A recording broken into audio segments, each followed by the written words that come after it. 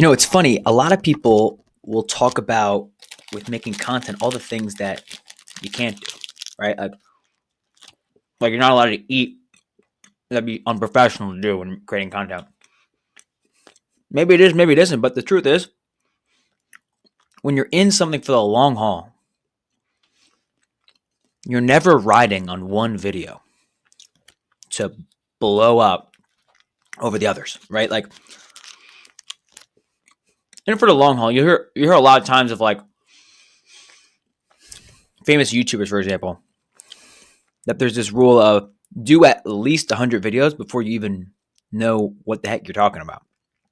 100 videos. That's a lot of videos. But if you say, hey, 100's my baseline, I believe you'll find that you won't locate many excuses anymore, because if you don't set your mind on the long term, it's like, oh, well, I didn't have time today. Oh, I didn't feel like doing it. Oh, I would have had to skip lunch to do it, right? But I just want to express that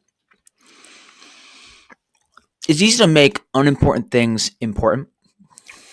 It's hard to know what's what, but take it from me that there's very few things that you have to get right. Very few important things, like actually objectively important, with making content, especially video.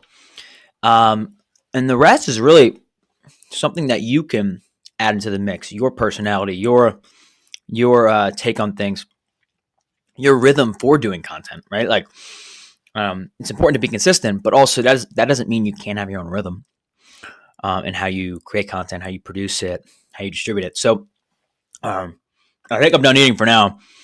Hope you enjoyed this one, and I look forward to talking with you in a future one.